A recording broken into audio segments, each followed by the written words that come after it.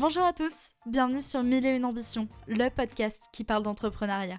Je m'appelle Maëlle et on se donne rendez-vous tous les mois pour rencontrer un nouvel entrepreneur inspirant. L'occasion pour toi de découvrir le quotidien de solopreneurs et de savoir si l'entrepreneuriat est fait pour toi. Aujourd'hui, c'est Clotilde qui s'est joint à mon micro pour parler de son entreprise Cloassist. En tant que bras droit des entreprises et entrepreneurs, elle les assiste dans leur administratif et leur communication pour les soulager dans leur travail. Sa polyvalence est son meilleur atout pour les aider à diminuer leur charge mentale tout en continuant de satisfaire au mieux leurs clients. Un épisode passionnant sur le parcours de Clotilde pour qui l'entrepreneuriat n'était pas le chemin tout tracé, sur sa capacité à développer son activité et ses conseils pour entreprendre plus sereinement. Bonne écoute.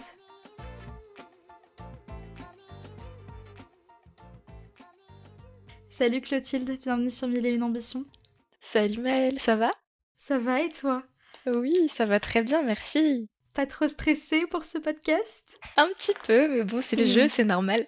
Oui, et puis comme je te disais tout à l'heure, je ne vais pas te cuisiner. Ouf, c'est bon. Alors bah écoute, est-ce que pour commencer, moi je commence à te connaître très bien, mais est-ce que tu pourrais te présenter aux personnes qui nous écoutent, toi et puis ton entreprise Cloassist? Ouais, bien sûr.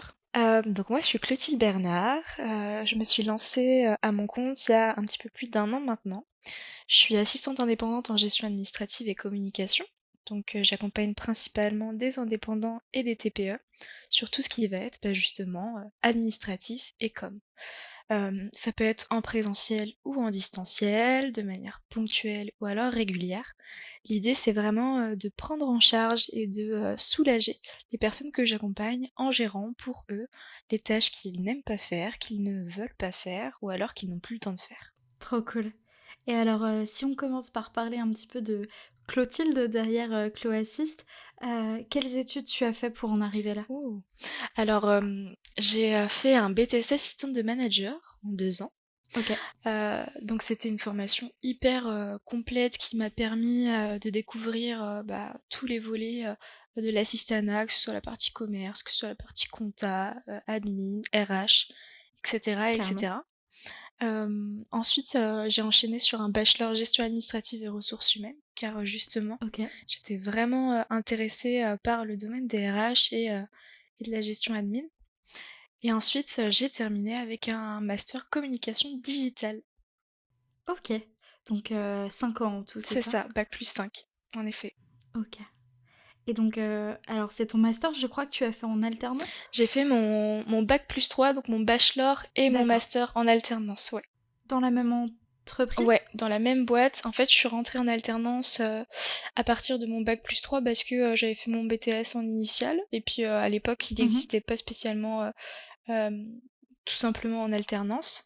Ok, J'avais vraiment la volonté de rentrer le plus vite possible en fait dans le monde du travail et c'est la raison pour laquelle ouais, j'ai choisi l'alternance. carrément. Je suis tombée dans une super boîte, alors c'était un cabinet RH.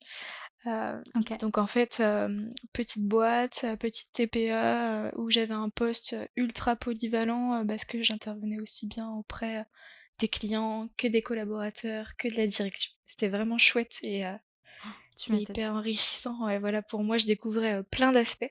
Trop cool. Et puis, donc à l'issue de mon bac+3, j'avais des missions qui étaient beaucoup plus orientées RH et gestion admin, forcément de par ma formation. Et puis Ouais, bien sûr. après j'ai décidé de partir en master comme digital pour ajouter une nouvelle corde à mon arc. Ok. Et du coup, en fait, j'ai évolué, mes missions ont évolué aussi en fonction de ça, quoi. Ouais, bien sûr. Et alors, comment tu t'es intéressée à l'origine au domaine de l'assistanat? Parce que c'est pas forcément, on va dire, quelque chose qu'on... Ça fait pas partie des métiers qu'on a en tête, tu sais, les enfants, je voudrais être vétérinaire ou je voudrais être pompier. Voilà, comment ça t'est venu le goût pour l'assistanat? Alors, ça m'est pas du tout venu spontanément et Ouais. naturellement, je t'avoue. Comme tu dis, c'était pas du tout un rêve de petite fille, loin de là. Ouais. En fait, moi j'ai toujours été alors j'ai jamais été une super bonne élève, hyper forte, à l'école, ou quoi que ce soit. J'ai toujours été d'un tempérament à vraiment me laisser porter, en fait. Ouais. Je savais pas vraiment ce que je voulais faire au lycée, je savais pas vraiment ce que je voulais faire comme métier. Ouais. Quand je suis arrivée en terminale, je me sentais pas de faire une terminale générale parce que ça me paraissait trop abstrait pour moi. Ok. Étant donné que je voulais du concret, les profs m'ont orientée gentiment vers une filière techno et puis bah j'ai dit ok pourquoi pas. C'est ce que je vais aller découvrir en fait. Ok, carrément. Je suis arrivée comme ça dans une filière techno qui m'a plu, donc c'était la STMG. D'accord. J'ai fait mes 2 ans de STMG et j'ai pris l'option RHC, donc déjà ressources humaines, gestion admin et com Mm. en terminale. Et puis à la fin justement de cette année de terminale-ci, je savais toujours pas vraiment ce que je voulais faire. Ok. J'aimais beaucoup les langues, tout ce qui était anglais. Je faisais de l'allemand aussi à l'époque. Et donc en fait, étant donné que je savais pas vraiment ce que je voulais faire, c'est ma prof de l'époque qui m'avait dit, bien, si t'aimes les langues, si t'as aimé ce que t'as fait pendant tes 2 ans de justement STMG, Ouais, euh, le BTS assistante de manager pourrait être intéressant pour toi parce que bah, carrément. justement il y a des langues étrangères. Tu as la possibilité de faire 2 stages professionnels pour découvrir si le métier et l'assistanat te plaît. Mhm. Et surtout aussi, je me fermais pas de porte en fait. Étant donné Ouais. qu'il y avait la possibilité d'aller voir un petit peu du côté du commerce, de la compta, de la communication, des ressources humaines, etc., etc. Mm. C'était un bon moyen pour moi d'aller voir un petit peu si l'assistanat me plaisait Carrément. ou non. Donc en fait, je me suis vraiment laissée porter sur les conseils de mes profs de l'époque. Mm. Et puis en fait, quand je suis arrivée en BTS, je me suis rendu compte que le métier d'assistante me plaisait, Ok. que j'aimais vraiment être à cette place bah, de bras droit, Mm.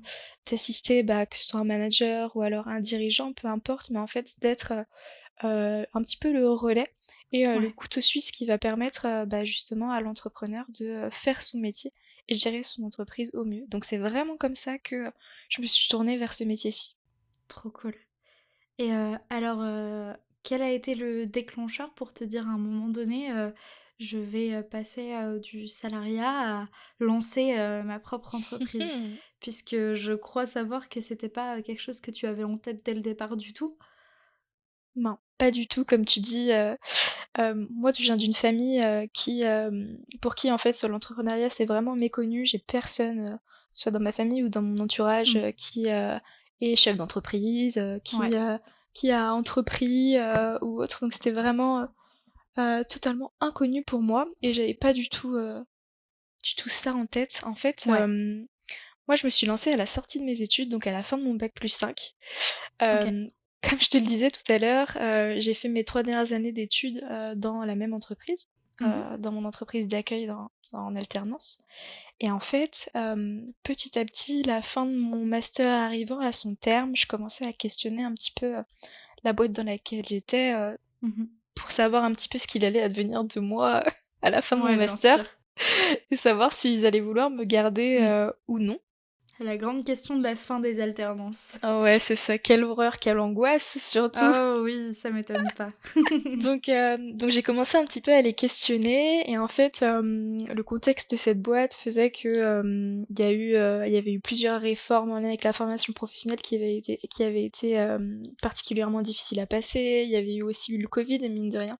Ouais. À cette époque-ci, donc le contexte était vraiment compliqué et en fait petit à petit je commence à comprendre que bah, mon avenir et ma place n'est pas si assurée que ça Ouais. dans la boîte dans laquelle je suis. Ok. Du coup, c'est un petit peu la désillusion pour moi parce que bah, c'est une boîte dans laquelle je me sens bien, Mm. à travers laquelle et dans laquelle j'évolue depuis maintenant 3 ans. Ouais. Donc forcément, coup dur de se dire que potentiellement ils vont pas me garder. Oui, bah oui. Je pars en vacances d'été en me disant que je dois forcément jouer sur 2 tableaux parce que pour l'instant ils sont pas en capacité de me donner une réponse et de me dire s'ils vont me proposer un job ou pas. Ah oui, c'est pas un non définitif, c'est une non-réponse en fait. Ouais, c'est une non-réponse. En fait, à l'époque, on me dit clairement, je peux pas t'apporter de réponse pour l'instant, donc je te conseille de jouer sur 2 tableaux et puis bah en gros, on Super verra. le conseil. Voilà, on verra dans les prochains mois. Mais je sais que c'est pas, en tout cas, comment dire? Oui, c'était pas malveillant. Non, voilà, c'était pas malveillant du tout. Non, c'était Euh, plus on peut pas te donner des réponses maintenant, donc trouve-toi une autre piste pour pas te retrouver dans une situation qui soit négative pour toi. c'est ça.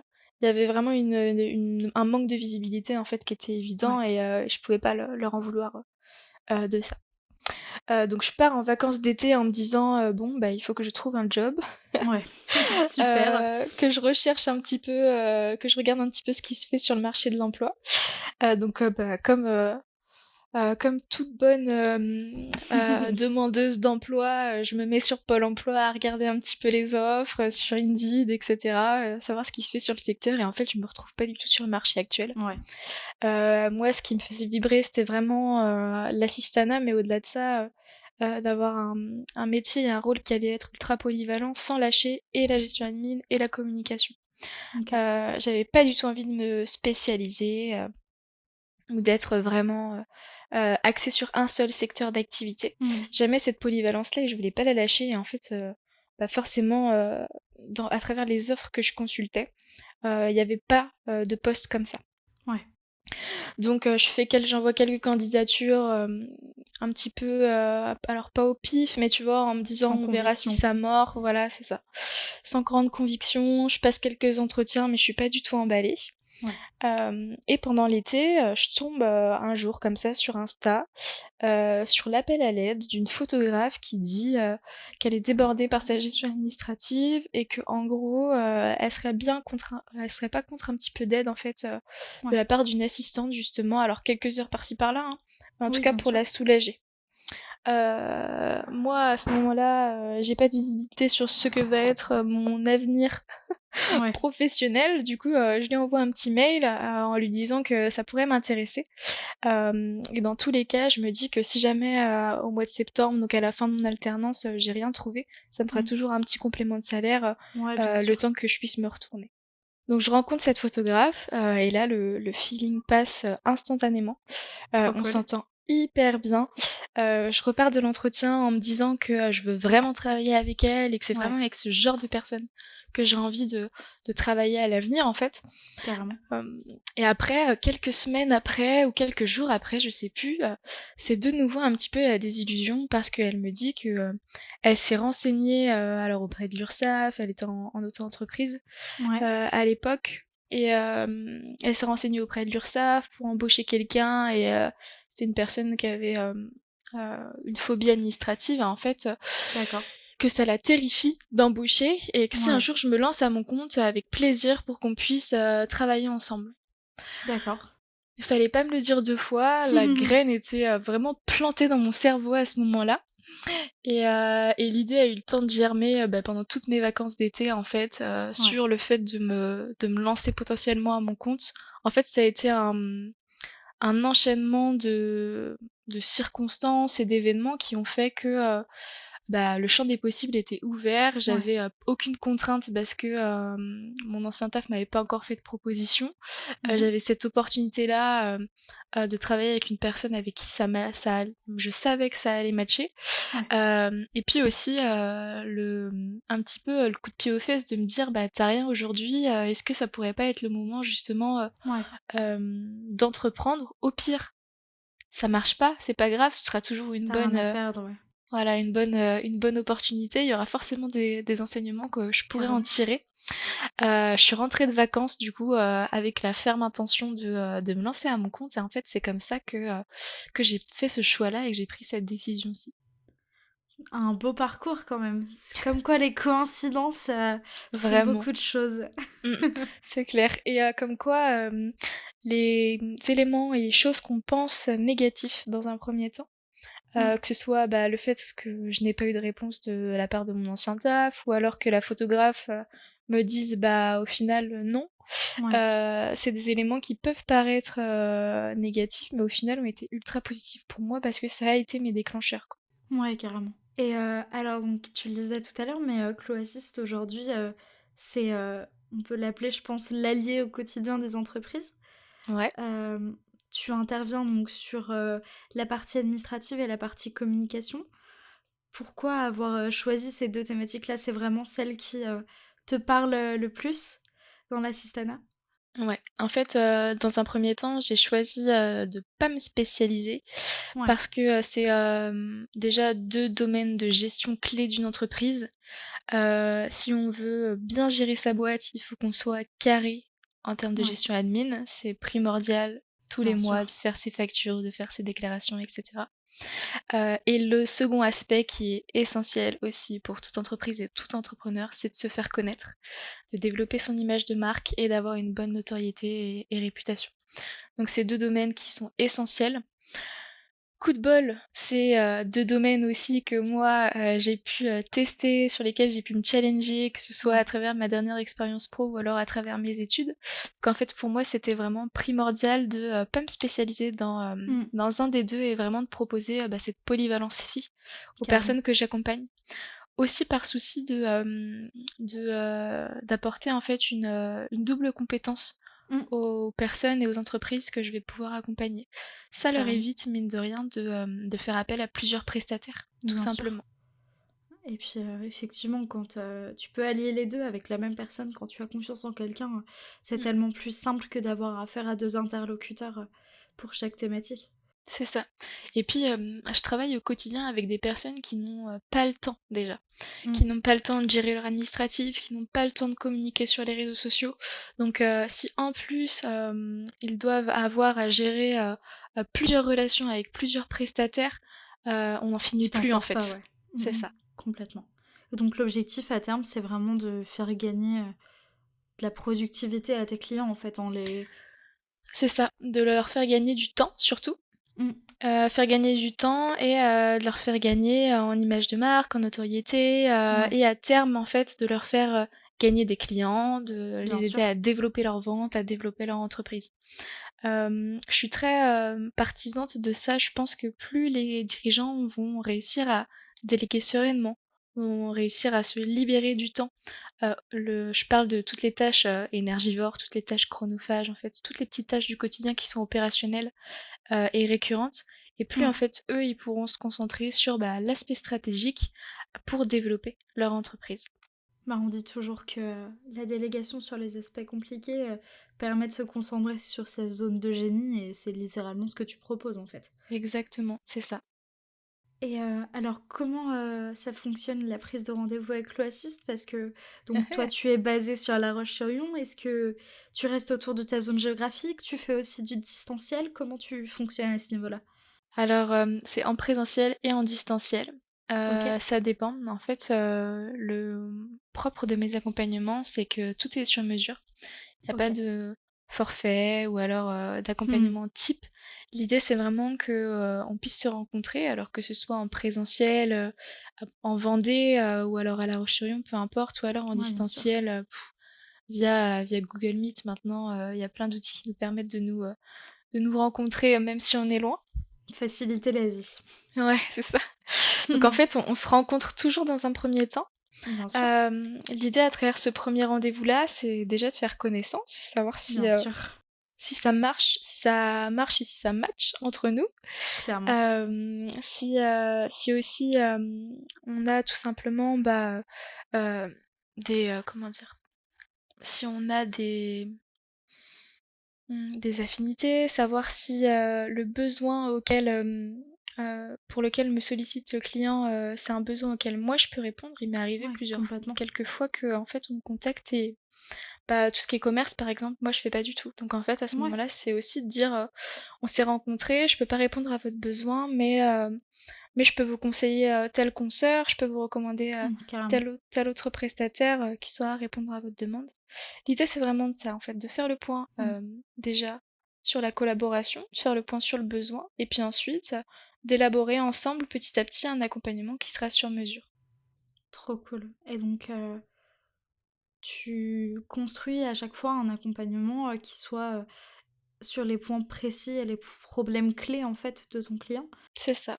Et ça va de d'où à où? Parce que, alors, je pense que pour les personnes qui sont pas forcément dans le milieu, quand on leur dit administratif et communication, à part penser comptabilité et réseaux sociaux, il n'y a pas grand-chose qui leur vient en tête. Donc, sur quel champ, on va dire, tu interviens exactement?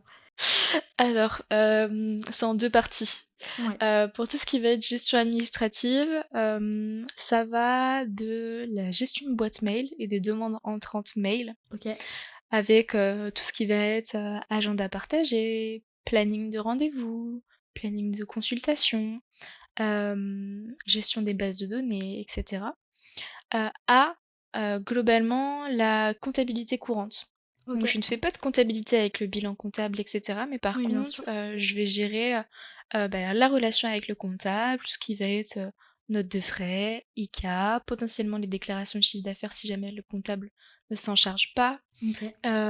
Ça peut être aussi forcément tout ce qui va être devis, facturation, les relances aussi, suivi de paiement, les rapprochements bancaires, etc., etc. Ok. Ça, c'est pour la partie gestion admin. Pour la partie communication, Ouais. là, on est plus sur déjà un accompagnement à l'élaboration de la strate de com, Ok. parce que communiquer, oui, mais Hmm. pourquoi on va communiquer? Pour quel résultat? Communiquer sans stratégie, ça ne sert à rien. Donc Ah là, évidemment c'est qu'on ça. passe par la stratégie. Ouais. Et pourtant, ça paraît évident, mais combien de fois et combien de personnes communiquent sans stratégie réelle, tu Oui, vois? mais parce que moi c'est mon cœur de métier la Ouais, communication. Donc oui, forcément, je parle de stratégie, sinon je vais me faire gronder. c'est essentiel, mais voilà. Donc on commence toujours par ça dans les accompagnements com, c'est la base des bases. Bien sûr. Et ensuite, ça peut aller donc du community management, donc c'est toute la partie gestion des réseaux sociaux. Mhm. Donc avec un petit plus et un petit cœur sur LinkedIn, qui est un réseau que j'aime particulièrement et sur Carrément. lequel je suis un petit peu plus formée que justement Instagram, Facebook, etc. Parce que Ouais, j'ai plus d'attrait bien tout sûr. simplement et d'affinité avec ce réseau-là. Euh, donc ça va déjà réseaux sociaux à la newsletter aussi, Ok. forcément. Donc dans la newsletter, c'est sa mise en place, quelle stratégie on va mettre en place aussi pour communiquer sereinement à travers notre liste d'emails, comment on va rédiger une newsletter, comment on va la construire, comment on l'envoie, comment on analyse les données statistiques, etc. etc. Mhm. Tout justement cette arborescence ici autour de la newsletter. Et il va y avoir une troisième partie pour de la communication qui est en lien avec le site internet. Ok. Donc tout ce qui va être mise à jour du site internet et rédaction d'articles de blog principalement. D'accord. Voilà un petit peu. Donc ouais, tu touches quand même une palette d'actions qui est quand même très polyvalente pour le coup. En effet, comme je te disais tout à l'heure, en fait, l'idée c'est vraiment d'être au plus près des Mm. besoins des entrepreneurs, des personnes qui sont seules à gérer leur entreprise et de pouvoir leur apporter un maximum de compétences à intégrer à leur entreprise à eux. Carrément. Et puis en parlant de partager des compétences et partager tout simplement des connaissances, moi j'avais envie qu'on reparle d'un livret que tu as créé il y a quelques temps, que j'ai eu le plaisir de lire. Donc c'est ton livret Instagram Mm. qui te permet en fait pour les personnes qui soit abordent la plateforme, soit auraient envie d'en savoir plus, de connaître plus sur la plateforme, les utilisations et les pièges à éviter. C'était quoi ton objectif en créant ce livret? Alors moi, mon objectif déjà, dans mon métier de manière générale, c'est de permettre d'apporter de la connaissance et d'aider justement les personnes que je vais accompagner ou non à monter en compétences ou alors à en savoir plus sur les réseaux sociaux de manière générale. Carrément. Donc à travers ce livret, l'objectif c'était vraiment d'apporter un premier niveau d'information aux personnes pour lesquelles les réseaux sociaux c'est un Hmm. domaine obscur et inconnu. Ouais, Leur permettre déjà de savoir ce que c'est qu'Instagram, comment ça fonctionne, comment bien sûr. fonctionne l'algorithme, quelles sont les différentes fonctionnalités qu'il y a sur la plateforme et comment on peut petit à petit construire une stratégie quand on est seul à gérer son entreprise.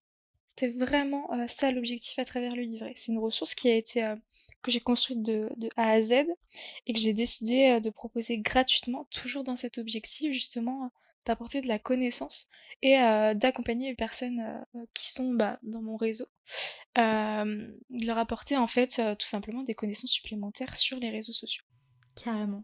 Et donc pour les personnes qui nous écoutent, vous pourrez le retrouver dans la description du podcast. Il est Fifi. gratuit, comme vient de le dire Clotilde, donc c'est vraiment une ressource qui est ultra pertinente, que ce soit pour aborder les réseaux sociaux parce que vous ne les connaissez pas, ou même pour aller pousser le sujet. Pour donner mon propre exemple, même si je suis dans la communication, j'ai découvert des choses. Donc j'ai trouvé ça ultra pertinent et c'est pour ça que je tenais à le souligner aujourd'hui. Merci. Mais avec grand plaisir.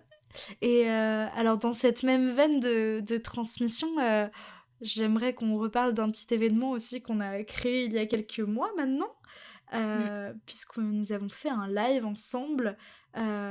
J'aimerais bien que tu puisses nous en reparler un petit peu et puis que tu nous expliques pourquoi ça te tenait à cœur d'aborder ce sujet-là à mes côtés évidemment, mais dans cette idée-là en tout cas, Ouais, avec plaisir. Alors, en fait, il y a quelque temps, on a fait un live ensemble sur l'entrepreneuriat quand on est jeune. carrément. On a décidé de faire ça parce que, tu vas me dire si je me trompe, hein, là j'ai la Bien pression. sûr, non, t'inquiète pas. Je rigole. Je te corrige s'il faut. Parce qu'en fait, on s'est rendu compte très rapidement que quand on est jeune, et notamment quand on est en études, on a Ouais, très peu d'informations sur l'entrepreneuriat de manière ouais. générale. Euh, Plus on avance dans notre parcours de formation et plus on nous apporte des infos sur l'employabilité, savoir comment faire notre CV, notre lettre de motivation, euh, comment bien se comporter, quelles sont les bonnes pratiques en entretien, etc., etc. Mais en fait, on nous apporte jamais d'infos sur l'entrepreneuriat en tant Mm. que tel, savoir comment on peut monter une entreprise si jamais c'est notre souhait, quels sont tout simplement aussi les personnes sur lesquelles on peut s'appuyer, les organismes sur lesquels on peut s'appuyer pour se faire aider, Mm. etc., etc. Donc on a voulu un petit peu révolutionner tout ça en apportant encore une fois un premier Ouais, niveau d'information aux jeunes qui aimeraient se lancer dans l'entrepreneuriat et même à ceux qui n'aimeraient pas spécialement se lancer mais à qui ça fait un petit peu de l'œil, aux personnes qui y ouais. pensent sans trop y penser, pour tout simplement en fait vulgariser ce propos-ci et apporter un deuxième point de vue, une deuxième vision sur le monde du travail quand on est jeune. Complètement. Et puis, en fait, au-delà du manque d'informations, je pense qu'il y a surtout cette idée que c'est même pas une éventualité qu'on nous propose, malheureusement. Voilà, c'est comme tu le disais Mm. si bien, je crois que pour toutes les personnes qui ont fait, par exemple, une licence, à la fin de la licence, t'explique qu'il faut partir en master, quel master tu vas faire et quelle alternance tu vas trouver, plutôt que de nous dire qu'il y a aussi d'autres portes à aller pousser. Donc, effectivement, c'est complètement dans cette idée qu'on Ouais. avait organisé ce live pour parler d'entreprendre quand on est jeune. Et c'est terrible parce que j'ai le souvenir, moi, quand j'étais en BTS ou alors même en bac+3, qu'en fait, je pouvais avoir des camarades qui voulaient tout Ouais, simplement arrêter leurs études et qui envisageaient, c'était encore au stade d'idée, hein, bien c'était sûr. même pas encore un projet, mais qui envisageaient potentiellement d'entreprendre. Et en fait, de la part des formateurs ou alors de l'enseignement supérieur, c'était mal vu en fait de savoir qu'un élève qui avait Mmh. pas un bac+5 ou trop d'expérience professionnelle souhaitait se lancer et entreprendre quoi. Et Ah bah, et puis c'est je peux horrible, c'est complètement horrible. témoigner pour le coup parce que, alors dans une moindre mesure, hein, mais ça a été mon cas parce que donc moi je me suis arrêtée à la licence en tout cas pour le moment. Et pour le moment il n'est pas prévu que je me Mhm. lance dans un master. Et ça a été une perpétuelle question de me poser, bah alors pourquoi tu as fait une licence si ce n'est pas pour partir sur un master? Alors que Ouais. la licence t'apporte déjà énormément de connaissances et que il y a énormément d'autres choses à faire que d'aller chercher un master. Et effectivement, en fait, je pense qu'on peut, avec en tout cas délicatesse et précaution, utiliser le mot discrimination dans le sens où c'est en tout cas un rejet de cette potentialité d'aller faire autre chose dans ces situations-là qui est très dommage de la part des enseignants, des formateurs, mais aussi des étudiants parfois. Mhm. Ouais, tout à fait. Parce qu'on a cette image, que ce soit, comme tu dis, soit chez les formateurs, soit les étudiants, de Pour entreprendre, déjà, il faut avoir 40 ans et une bonne expérience de salarié derrière soi, un sacré background. Et il faut aussi un sacré bagage d'expérience et de formation, tu vois. Ah, mais complètement. Dans cette même idée, je pense que tu le dis explicitement aussi, mais ton objectif, c'est vraiment de venir soulager la charge mentale des entrepreneurs, de par justement l'assistanat. Mm. Est-ce que c'est un sujet qui te tient à cœur d'aborder aussi? Ouais, bien sûr. Quand on entreprend, déjà, on a Ouais, 1000 idées à la seconde pour développer sa boîte, que ce soit dans la com, que ce soit pour améliorer son service ou alors son produit, proposer quelque ouais. chose d'ultra qualitatif à ses clients, etc., etc. On a des projets qui tournent en boucle dans nos têtes. Euh, vient s'ajouter à ça toutes les obligations légales, comptables, administratives dont on parlait tout à l'heure. Donc en fait, on peut très vite se sentir dépassé, submergé. Et c'est là en fait que le fait de faire appel à une Ouais, assistante prend tout son sens parce que en fait moi je vais venir soulager les personnes que j'accompagne de ouais. ces missions-ci bien sûr mais aussi de cette charge mentale là qui est liée à l'entrepreneuriat. Donc en fait forcément c'est un sujet qui me tient à Mm. cœur et qui est important pour moi. Y a pas de plus belle récompense pour moi que quand je reçois un message de mes clientes qui me dit merci, heureusement que t'es là, ou heureusement que t'as pensé à ça, Ouais, j'aurais pas carrément. pensé sans toi. Enfin voilà, tu vois.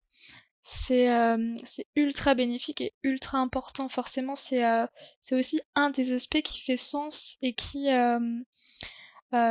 fait sens et pour lequel je fais ce travail-là aussi, ouais, bien entendu. Trop cool. Bon, et alors tu viens, il y a quelques mois, je crois, de passer, même quelques semaines, de passer la première année de Clo Assist.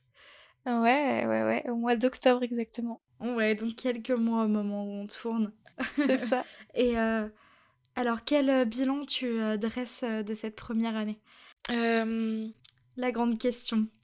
ouais, c'est ça, grosse rétrospective. Hmm. Euh, eh bien, c'est assez déstabilisant et assez impressionnant, tu sais, de se dire que il y a un an, c'est un projet que j'ai lancé en me disant bah au pire on verra bien si ça marche, sinon ce serait une bonne expérience. Ouais, Et en fait de se dire un an plus tard que bah en fait j'en suis plutôt à ce stade-là et que là euh, je sais que maintenant voilà Cloacis c'est une entreprise qui fonctionne déjà, ouais, où il y a un réel carrément. besoin, une réelle demande où dès le départ, il y a eu des clients. Donc ça, c'est vraiment chouette. Ce qui est trop cool, ouais. C'est ça. Donc en fait, le fait de se dire que maintenant, on n'est plus du tout dans le projet ou dans de l'à peu près, on est vraiment sur une entreprise qui fonctionne et qui doit continuer et que je dois faire Hmm. avancer. Rien que ça, déjà, c'est... C'est un grand pas, ouais. Ouais, c'est ça, c'est un grand pas. Alors même si ça peut paraître un peu effrayant de se dire, Pouh, là maintenant, il faut y aller, quoi. C'est ok. Donc rien que ça, c'est vraiment chouette. Après, forcément, je pense que comme toute première année, tu sais, c'est une année où bah, Ouais. tu testes beaucoup de choses en fait. Euh, tu tentes, tu vois si ça répond auprès de tes clients, auprès des prospects aussi. Forcément, bah, tu te ramasses parce que bah, il y a des trucs qui marchent pas du tout. Bah évidemment, sinon ce serait pas drôle. Voilà, c'est ça. Il y a des trucs qui marchent pas du tout et c'est ok de se dire bon bah voilà, là ça n'a pas fonctionné. Hmm. En fait, t'en tires une leçon et c'est pas grave, tu vois.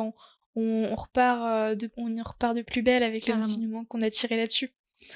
Mais donc ouais, c'est en fait c'est une année où j'ai beaucoup testé, où je me Hmm. suis beaucoup ramassée aussi. C'est une année qui a été plutôt stressante parce que bah mine de rien, il y a la pression de faire du chiffre. Ouais, bien sûr.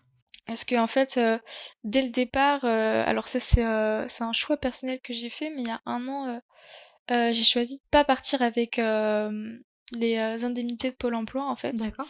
et de prendre, en fait, t'as la possibilité soit de recevoir, je sais pas si tu connais en fait Ah, pas du mode de tout. fonctionnement, mais en fait, quand tu crées, alors moi dans mon cas c'était une micro-entreprise, Mhm. t'as la possibilité de te faire accompagner par Pôle Emploi, soit en prenant un certain pourcentage du capital des droits Pôle emploi que tu as Ouais. acquis ces dernières années. Mhm. Soit tu as le droit pendant 2 ans, en gros, de toucher des indemnités équivalentes à, pareil, les droits que tu as acquis. Ok. Donc en fait, ce qui change, c'est que soit tu es payé tous les mois, Oui. soit tu pars dès le départ avec une somme un petit peu plus importante. Ok. Moi, j'ai fait le choix de partir avec la somme dès le départ. C'est des calculs savants qu'il faut faire avec Pôle emploi, mais c'était plus intéressant pour moi. Ouais. Et au-delà de ça aussi, l'idée c'était de me dire que j'avais pas envie de me reposer sur mes lauriers à être payée pendant quasiment 2 ans Ouais. par Pôle emploi, Mhm. tu vois. Carrément. Donc ça a été un petit peu source d'angoisse parce qu'une fois que j'avais cette somme que moi j'ai pu mettre en trésorerie justement pour m'aider un petit peu à me lancer. Mm. Après en fait, voilà, t'as pas trop d'autre choix que d'y aller et de faire du Clairement. chiffre quoi. Bah oui. Parce que faut se bouger et puis si tu veux vivre en fait, y a pas le choix. Donc ça a été un peu source de stress aussi par rapport à ça. Bien sûr. De se dire que mine de rien il faut assumer financièrement aussi derrière. Ouais, clairement. Et puis après, forcément, comme toute première année, eh bien, il y a des déceptions. Tu te rends compte qu'il y a des clients avec qui ça va pas spécialement Mm. matché, pas que ce soit des torts de l'un ou de l'autre, hein, Non, juste bien parce que sûr. on n'est pas aligné et Ouais. voilà. Donc en fait, c'est vraiment toute une grosse phase de test Ouais. et toute une grosse phase de challenge, aussi personnel. Mais c'est hyper enrichissant, quoi. En 1 an d'entrepreneuriat, j'ai tellement plus appris c'est bête, mais en 3 ans d'alternance Bah, ou bien pendant sûr. mes études, c'est hyper formateur, quoi. C'est très très différent. Et puis ce sont des expériences que je pense on peut recommander à tous et qui sont ouais, C'est ultra clair. différentes de ce qu'on peut connaître dans le salariat ou l'alternance ou autre expérience du genre. Mais pas que l'une soit mieux que l'autre. Mais c'est des expériences tellement différentes qu'elles vont t'apporter des choses hyper diverses. Et du coup, quelles sont maintenant les nouvelles étapes pour Cloassist à franchir dans les prochains mois, les prochaines années pour toi? Hihi, prochaines années, ça, je sais pas trop Ouais, encore. Je bien t'avoue sûr. que Je vais loin, mais on va dire prochains mois ouais, plutôt. En plus, on arrive à la fin d'année quand on tourne ce ouais, podcast, donc c'est le bilan de fin d'année, tu sais. clairement. Là, le gros sujet qui est en train de m'animer en cette fin d'année, c'est mon passage au régime réel. Ok, Donc en fait, c'est même pas un changement de statut parce que en fait, je reste tout simplement en entreprise individuelle. Je quitte simplement juste la micro-entreprise. ouais. C'est une histoire de plafond, Oui, bien sûr. tout simplement de plafond de chiffre Mhm. d'affaires, de pouvoir imposer ou non la TVA Ouais, en fonction justement du chiffre réalisé. Mais c'est un gros sujet aussi parce que mine bien de rien, il y sûr. a des enjeux financiers derrière, etc., etc. C'est clair. Donc c'est une belle évolution pour Cloassist. Ouais, et puis c'est aussi le Donc signe que ça fonctionne bien. C'est une belle c'est étape clair, pour passer à l'étape suivante, justement.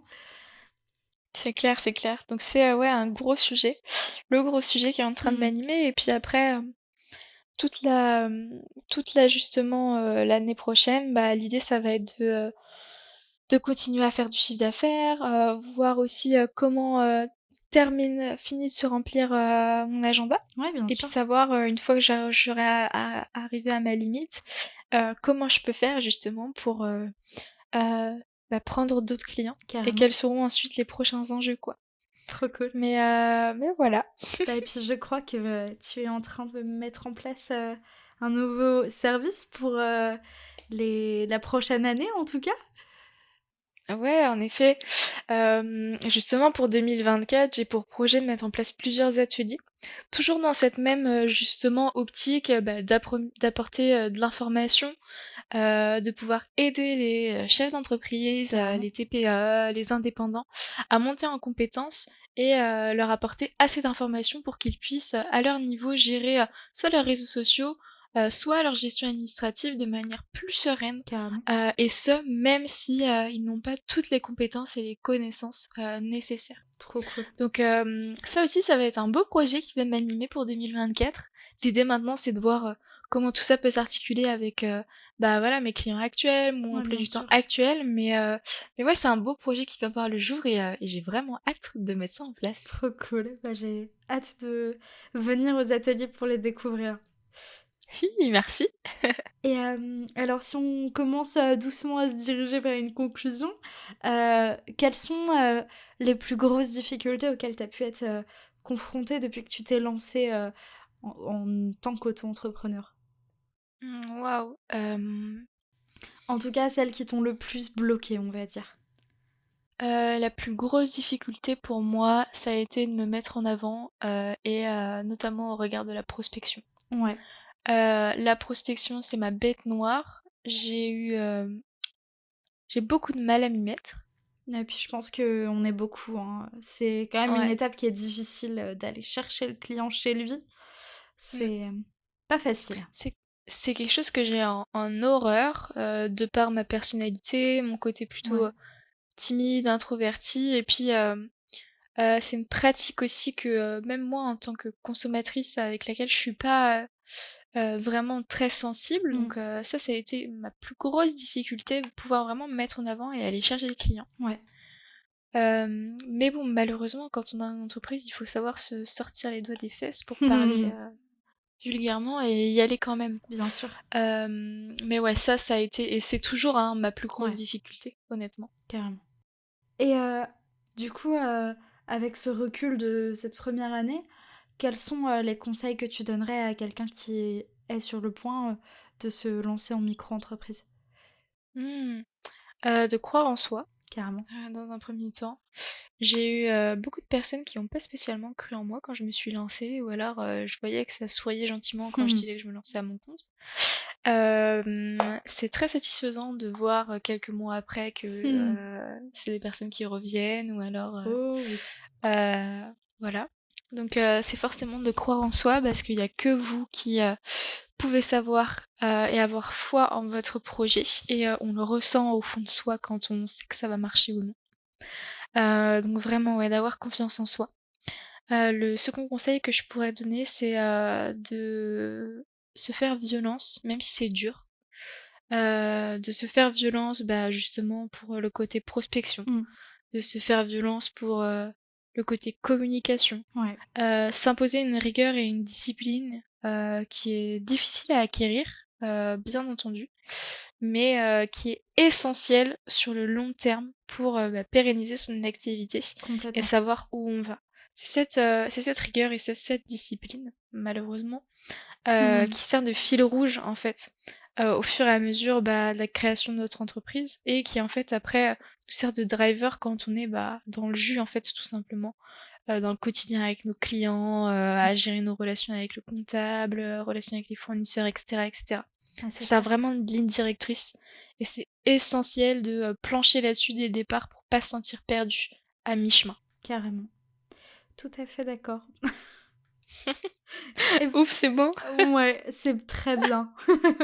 Et alors, si nos éditeurs veulent te soutenir, on les redirige vers tes réseaux sociaux, LinkedIn, Ouais, Instagram? c'est C'est ça. pas mal. LinkedIn, Instagram. Sur LinkedIn, c'est Clotilde Bernard et Chloé Assist sur Insta. Et puis, tout sera dans la description au besoin. Et puis, bah écoute, Top. pour terminer, moi j'ai deux dernières choses à te demander. Si tu avais une Ouais. recommandation pour un projet local qui te tient à cœur. Et puis, si tu avais, si tu as envie d'écouter une personne en particulier au micro de Mille et une ambitions. Alors, la recommandation que je pourrais faire, ou un projet qui me tient à cœur, c'est la suivante. J'avais envie de parler aujourd'hui, on est en fin d'année, au moment où on tourne ce podcast, comme tu le disais tout à l'heure. Mais ça sera toujours d'actualité quand il sortira. C'est le calendrier 2024 de la SPA qui est en train de sortir en ce moment. La cause animale, c'est un sujet qui me tient beaucoup à cœur, parce que ça me touche personnellement. Je suis très engagée à ce niveau-là et je trouve ça super de pouvoir soutenir bah, justement les associations locales. La SPA, il y en a partout en France, Ouais, c'est ça qui est top.